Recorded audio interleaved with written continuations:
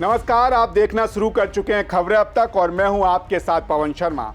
खबरें अब तक में सबसे पहले बात करेंगे बिहार के उस महाइस्तीफे की जिसने चाणक्य की धरती पर सियासी भूकंप ला दिया है। फिर नजर डालेंगे उत्तर प्रदेश के दादरी पर, जहां अखिलेश यादव ने साइकिल को चुनावी हाईवे पर उतार दिया है। साथ ही तीसरी खबर आपको परेशान कर सकती है।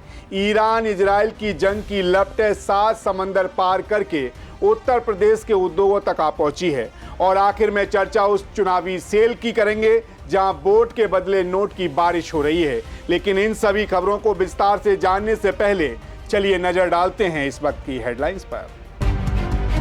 सीएम नीतीश कुमार ने एमएलसी पद से दिया इस्तीफा, नए मुख्यमंत्री को लेकर सस्पेंस बरकरार। नितिन नवीन ने विधायक पद से दिया इस्तीफा, अधिसूचना जारी। केरल दौरे पर पहुंचे राहुल गांधी, चुनाव से पहले जनता से फिर किए कई वायदे। नेवी कमांडर अलरेजा तांगाश्री की मौत, ईरान ने की पुष्टि। ईरानी हमले से हाइफा की तेल रिफाइनरी में आग, इजराइल बोला सप्लाई पर नहीं होगा असर। तमिलनाडु विधानसभा चुनाव, मुख्यमंत्री एम.के. स्टालिन ने कोलाथुरपुर सीट से नामांकन किया। बीजेपी और एलडीएफ का राहुल पर हमला, सबरीमाला को लेकर पीएम मोदी पर कसा तंज। ईरान जंग के बीच यूएस और इजराइल के सैन्य प्रमुखों की बड़ी बैठक, हथियार कार्यक्रम रोकने पर फोकस। आज सोने चांदी के भाव में बड़ी उठापटक, 1.46 लाख प्रति 10 ग्राम पहुंचा 24 कैरेट गोल्ड। जंग के आगे बेबस शेयर बाजार, सेंसेक्स 1636 अंक टूटा, निफ्टी 22,400 के नीचे। हेडलाइंस के बाद खबरें अब तक में एक बार फिर आपका स्वागत है। तो चलिए शुरू करते हैं खबरों का सिलसिला और सबसे पहले बात करेंगे अपने पहले मुद्दे के बारे में। बिहार की राजनीति की धुरी सुशासन के पर्याय और चाणक्य नीति के माहिर खिलाड़ी रहे नीतीश कुमार ने आज एक ऐतिहासिक पन्ना पलट दिया। जी हां, आज सोमवार सुबह जैसे ही आधिकारिक मोहर लगी कि नीतीश कुमार ने बिहार की विधान परिषद की सदस्यता छोड़ दी है, वैसे ही पटना से लेकर दिल्ली तक के सियासी गलियारों में भूकंप सा आ गया। ये सिर्फ एक इस्तीफा नहीं है, बल्कि बिहार की सत्ता के उस केंद्र बिंदु का विस्थापन है जो पिछले 2 दशकों से राजनीति की पहचान बना हुआ था। जेडीयू के शिल्पे शिलेकहार संजय गांधी जब इस्तीफा लेकर सभापति के पास पहुंचे तो वह कागज का टुकड़ा नहीं बल्कि बिहार के सुनहरे संसदीय अध्याय का समापन था। आपको बता दें, नीतीश कुमार का सफर किसी फिल्मी पटकथा से कम नहीं था। एक युवा इंजीनियर जो 1974 के जीपी आंदोलन की आग में तपा, जिसने हार से सीखा और फिर जीत को अपनी आदत बना लिया। 1977 और 1980 के वो साल थे जब नीतीश कुमार को हरनौत की जनता ने नकारा था। हार इतनी कड़वी थी कि उन्होंने राजनीति छोड़ने का मन बना लिया था, लेकिन उनके करीबों ने, या यूं कहें उनके करीबी लोगों ने उन्हें संभाला। तब उन्होंने कहा था कि एक मौका मिला तो जनता की सेवा का सपना पूरा करूंगा। और फिर 1985 में जब वो पहली बार विधायक बने तो फिर कभी पीछे मुड़कर उन्होंने नहीं देखा। नीतीश कुमार के नाम अब वो रिकॉर्ड दर्ज हो गया है जिसे तोड़ना किसी भी राजनेता के लिए हिमालय चढ़ने जैसा है। नीतीश कुमार 1985 में पहली बार विधायक बने। वर्ष 1989 में नीतीश कुमार ने बाढ़ लोकसभा सीट से चुनाव लड़ा। फिर 1991, 1996, 1998, 1999 लगातार 5 बार बाढ़ से सांसद चुने गए। रेलवे के साथ ही सड़क परिवहन, कृषि जैसे मंत्रालय संभाले। बिहार की कमान को 10 बार संभालने का कीर्तिमान बनाया। विधानसभा, लोकसभा, विधान परिषद और अब राज्यसभा का हिस्सा बनी। इतना ही नहीं, बिहार नीतीश कुमार को हमेशा उनके कामों के लिए याद रखेगा। सत्ता में रहते हुए नीतीश कुमार ने बिहार के विकास और वहां की जनता के लिए कई कार्य किए, जैसे साइकिल योजना जिसने बेटियों को स्कूल की दहलीज तक पहुंचाया, 50% महिला आरक्षण, पंचायतों में आधी आबादी को असली ताकत दी। शराबबंदी एक ऐसा सामाजिक प्रयोग जिसने समाज की दिशा बदली। सड़क और बिजली लाइन 10 युग से निकालकर बिहार को चकाचौंध रोशनी तक पहुंचाया। लगातार 2 हार से शुरू हुआ नीतीश कुमार का सियासी सफर अब विकास का प्रतीक बन चुका है। हर चुनौती में उन्होंने बिहार को आगे बढ़ाया। 20 नवंबर 2025 को उन्होंने रिकॉर्ड 10वीं बार बिहार के मुख्यमंत्री पद की शपथ लेकर एक ऐसा कीर्तिमान स्थापित किया है जिसे तोड़ना लगभग असंभव है। अब जब आज वो विधान परिषद से इस्तीफा देकर राज्यसभा जा रहे हैं तो ये सफर नई मंजिल की ओर बढ़ रहा है। आपको बता दें, इस्तीफा देने से पहले रविवार की शाम मुख्यमंत्री आवास पर सस्पेंस अपनी चरम सीमा पर था। जेडीयू के दिग्गज नेता लल्लन सिंह, संजय झा, विजय चौधरी और अशोक चौधरी से देर रात तक रणनीति बनती रही। इस्तीफा तो तय था, लेकिन सवाल था कब। आज सुबह सभापति अवधेश नारायण सिंह ने जब इस्तीफा स्वीकार किया तो उन्होंने भावुक होकर कहा कि उनके जाने से बिहार दुखी है। उन्होंने राज्य को विकसित बनाया और सिर्फ नीतीश ही नहीं, भारतीय जनता पार्टी के पोस्टर बॉय और राष्ट्रीय अध्यक्ष नितिन नवीन ने भी वांकीपुर विधानसभा पद को ठुकरा कर दिल्ली का रुख कर लिया है। नितिन नवीन भी राज्यसभा जा रहे हैं। उन्होंने सोशल मीडिया पर अपने इस्तीफे का ऐलान कर साफ कर दिया है कि अब बिहार की कमान संभालने वाली टीम दिल्ली में बैठकर बड़ी बिसात बिछाएगी। ऐसे में देखा जाए तो इस्तीफा हो गया है, राज्यसभा का टिकट पक्का हो गया है, लेकिन सबसे बड़ा सवाल है कि नीतीश कुमार मुख्यमंत्री की कुर्सी कब छोड़ेंगे। दरअसल नियमा कहता है, या यूं कहें, दरअसल नियम बताता है कि वे बिना किसी सदन का सदस्य रहे भी 6 महीने तक सीएम रह सकते हैं। लेकिन कयासों का बाजार गर्म है कि 10 अप्रैल को राज्यसभा की शपथ लेने से पहले बिहार में नेतृत्व परिवर्तन की बड़ी पटकथा लिखी जा सकती है। ऐसे में सवाल है कि क्या बिहार को नया मुख्यमंत्री मिलेगा? क्या नीतीश कुमार दिल्ली में कोई बड़ी भूमिका निभाने जा रहे हैं?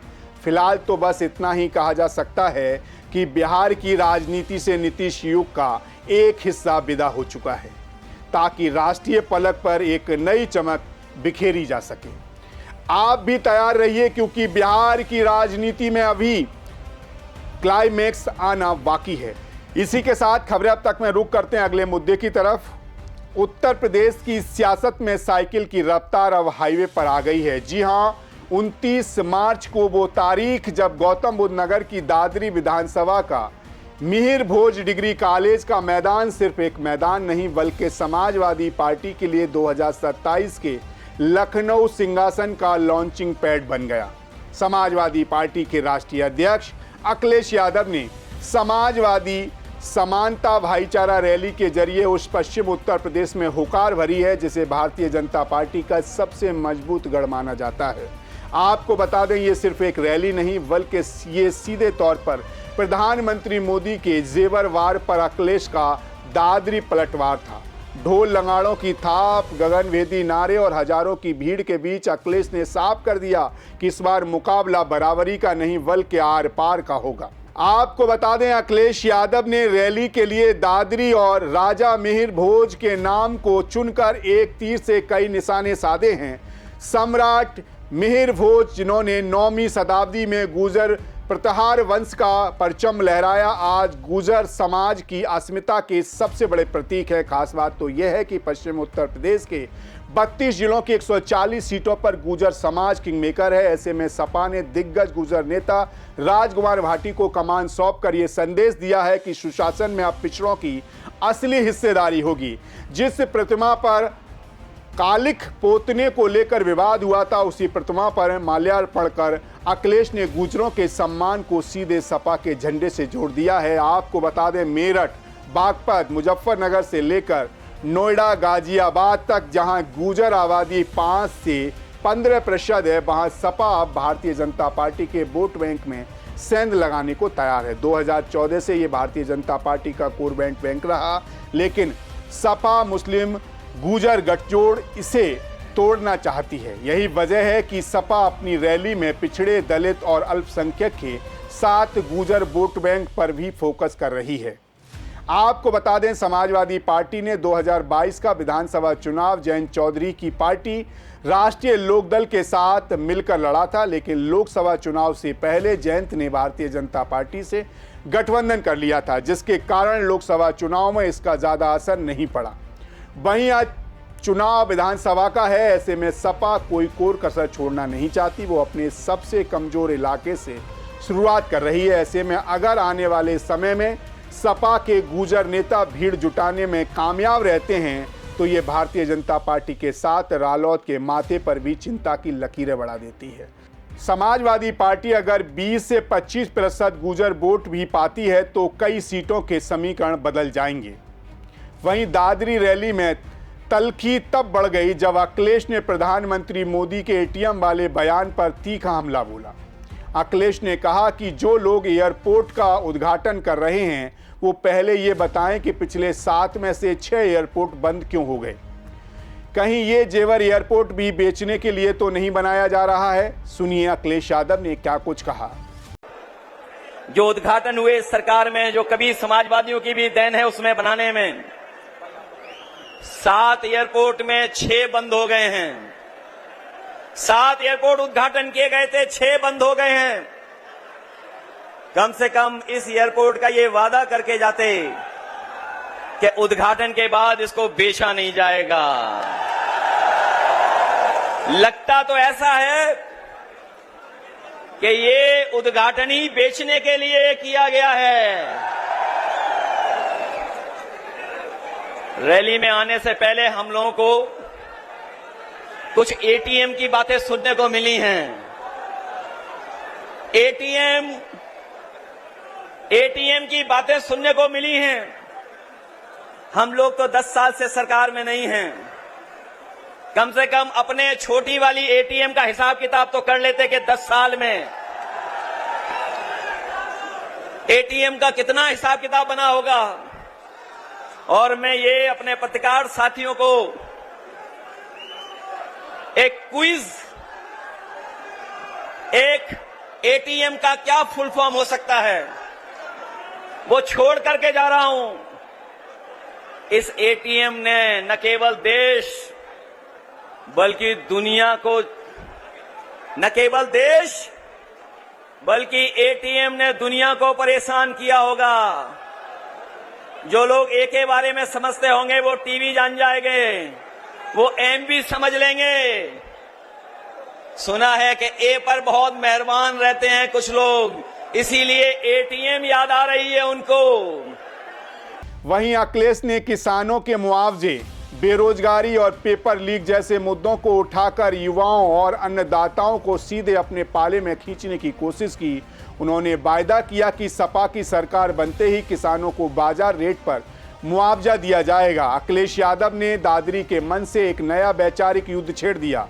उन्होंने कहा कि ये लड़ाई किसी एक चुनाव की नहीं बल्कि उस शोषण के खिलाफ है जहां 5% लोग 95% आबादी का हक मार रहे हैं। अखिलेश ने चेतावनी दी कि जो लोग 400 पार का नारा देकर संविधान बदलना चाहते थे वे अभी अंडरग्राउंड हुए हैं, खत्म नहीं। जब तक भारतीय जनता पार्टी है संविधान खतरे में है। कुल मिलाकर देखा जाए तो दादरी की इस रैली ने यह तो साफ कर दिया कि 2027 की लड़ाई हिंदुत्व बनाम धर्मीकरण के बजाय पीडीए बनाम विकास मुआवजा की तरह मुड़ सकती है। 2022 में सपा रालोद गठबंधन ने 140 में से 36 सीटें जीती थीं, लेकिन अब रालोद के भारतीय जनता पार्टी के साथ जाने के बाद अखिलेश खुद फ्रंट फुट पर खेल रहे हैं। 8 महीने की कड़ी मेहनत, 100 मीटर लंबा पंडाल और 32 जिलों से जुड़ी भीड़ ने भारतीय जनता पार्टी के माथे पर चिंता की लकीरें जरूर खींच दी होंगी। राजकुमार भाटी का चुनाव न लड़कर 140 सीटों पर प्रचार करने का संकल्प और अखिलेश यादव का आक्रामक अंदाज बताता है कि मिशन यूपी 2027 का शंखनाद हो चुका है। अब देखना यह है कि क्या गुर्जर समाज का कमल से मोहभंग होगा और क्या साइकिल पश्चिमी यूपी की उबड़ खाबड़ रास्तों पर सरपट दौड़ पाएगी। खैर, इसी के साथ खबरें अब तक में बढ़ेंगे अगले मुद्दे की तरफ। पश्चिम एशिया के रेगिस्तान में ईरान, इजराइल और अमेरिका के बीच छिड़ा बारूदी संघर्ष अब केवल 2 देशों की जंग नहीं रह गई। इसकी आग की लपटें 7 समंदर पार करके उत्तर प्रदेश के औद्योगिक गलियारों तक आ पहुंची हैं। एक तरफ ईरान की बैलिस्टिक मिसाइलें इजराइल के केमिकल हब को राख कर रही हैं, तो दूसरी तरफ उत्तर प्रदेश के फिरोजाबाद की चूड़ियां और खुर्जा की क्रॉकरी दम तोड़ रही है। अगर ये संघर्ष खिंचा तो यकीन मानिए आपकी रसोई का बजट बिगड़ने वाला है और मध्यम वर्ग की जेब पर महंगाई का बम फटने को तैयार है। जी हां, उत्तर प्रदेश का औद्योगिक क्षेत्र कहे जाने वाले एमएसएमई सेक्टर पर इस युद्ध ने सीधा प्रहार किया है। इंडियन इंडस्ट्री एसोसिएशन की माने तो हालात बेहद गंभीर हैं। प्लास्टिक, बिजली उपकरण और पैकेजिंग मटेरियल के लिए इस्तेमाल होने वाला कच्चा माल 50 से 100% तक महंगा हो गया है। पेट्रोलियम उत्पादों से बनने वाले पॉलीमर, फिनाइल और प्लास्टिक दाने की कीमतें आसमान छू रही हैं। बड़े घरानों के पास तो 2 महीने का स्टॉक है, लेकिन हमारे छोटे उद्यमियों के पास महज 5 से 6 दिन का कच्चा माल बचा है।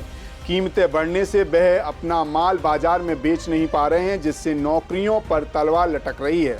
आपको बता दें, उत्तर प्रदेश से हर साल करीब 1.36 लाख करोड़ निर्यात होता है, जिससे बड़ा हिस्सा खाड़ी देशों को जाता है।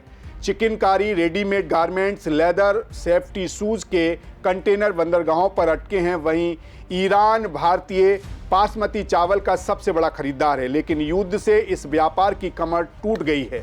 1 महीने में ही 1000 करोड़ से अधिक का नुकसान हो चुका है। युद्ध ने पूरी दुनिया को ऊर्जा की संकट की दहलीज पर लाकर खड़ा कर दिया है। अमेरिका, ईरान के बाद कीमतें $119 प्रति बैरल के पार जा चुकी हैं। नेपाल, श्रीलंका और पाकिस्तान में ईंधन की कीमतें 25 से 50% तक बढ़ चुकी हैं। श्रीलंका में तो स्कूल, दफ्तर तक बंद करने की नौबत आ गई है। होर्मुज़ दुनिया का सबसे बड़ा तेल मार्ग है। अगर यहाँ सप्लाई रुकी तो पूरी दुनिया में अंधेरा छा सकता है। आपको बता दें, ईरान और इजराइल के बीच जारी युद्ध ने दुनिया की टेंशन बढ़ा दी है। सबसे ज़्यादा असर तेल और गैस पर पड़ा है। कई देशों में पेट्रोल, डीजल महंगे हो चुके हैं। दुनिया भर में ऊर्जा संकट का असर दिखाई पड़ रहा है। अमेरिका ईरान तनाव के बाद कच्चे तेल की कीमतें करीब 50% तक बढ़ चुकी हैं।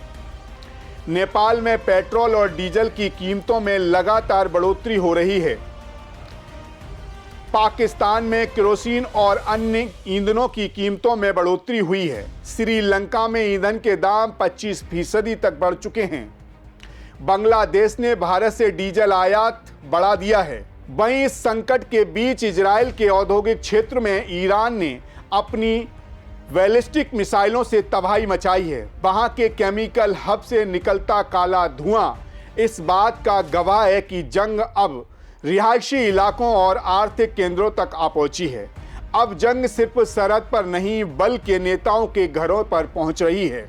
ईरान ने अमेरिका और इजराइल के कमांडरों के निजी ठिकानों को निशाना बनाने की धमकी दी है। वहीं दूसरी तरफ इजरायली पीएम ने लेबनान में सैन्य ऑपरेशन बढ़ाने के आदेश दे दिए हैं। उनका साफ कहना है कि जब तक हिजबुल्लाह का खतरा टलेगा नहीं, हम रुकेंगे नहीं। वहीं सुलगते माहौल के बीच पाकिस्तान एक बड़ी कूटनीतिक चाल चल रहा है। इस्लामाबाद में सऊदी अरब, मिस्र और तुर्की के विदेश मंत्रियों का महाजुटान हो रहा है।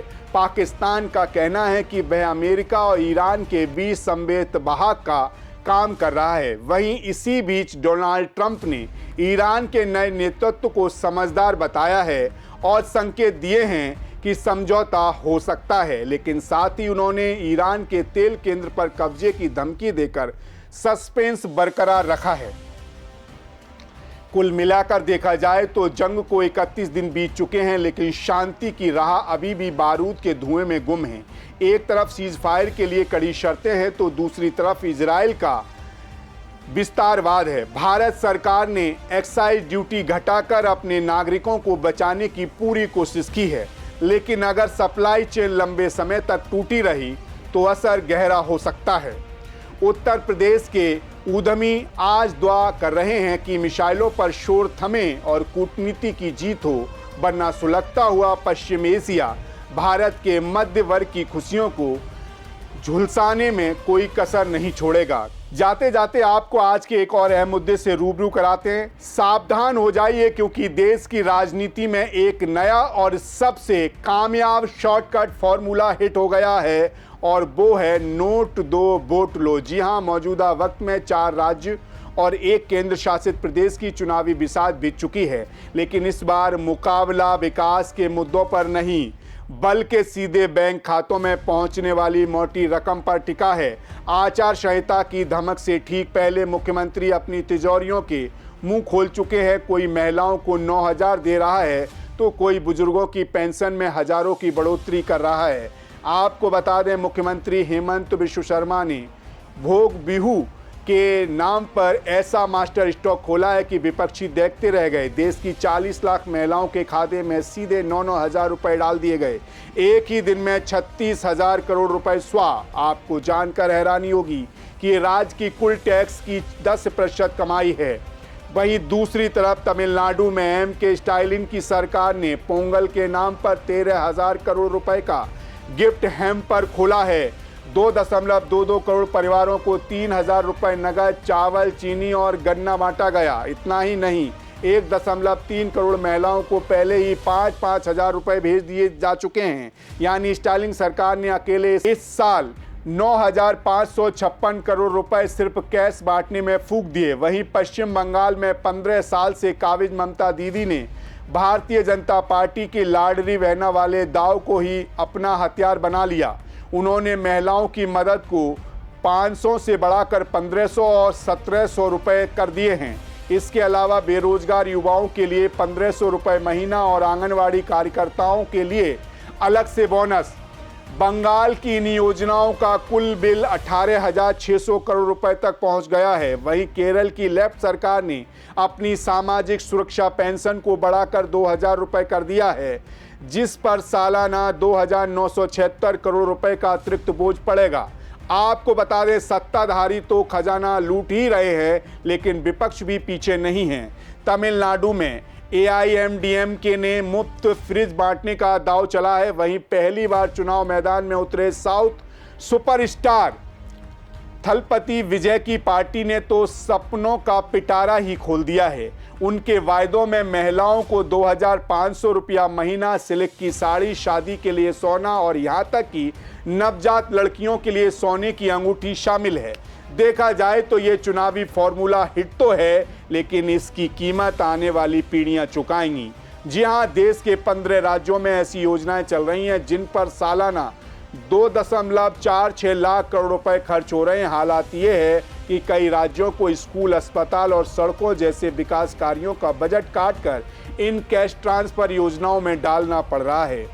भले ही जनता के लिए ये दौर दीपावली जैसा हो, जहां हर तरफ से तोहफे आ रहे हैं, लेकिन याद रखिए, जब चुनाव खत्म होंगे और सरकारें बन जाएंगी तो यही मुफ्त के पैसे महंगाई और टैक्स के जरिए आपकी दूसरी जेब से निकाले जाएंगे।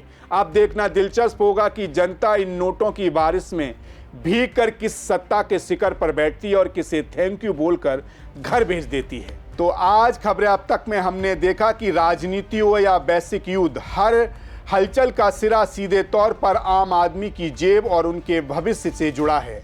चाहे बिहार में नीतीश कुमार का बदलता स्वरूप हो, उत्तर प्रदेश में अखिलेश यादव का नया समीकरण, ये बदलाव आने वाले वक्त की एक बड़ी तस्वीर खींच रहे हैं। फिलहाल खबरें अब तक में आज के लिए बस इतना ही। फिर आपसे मुलाकात होगी कुछ और नई खबरों और उनके पीछे छुपे बड़े सच के साथ। तब तक आप बने रहिए सी न्यूज़ भारत के साथ। हर खबर आपके साथ, आपके हाथ। नमस्कार।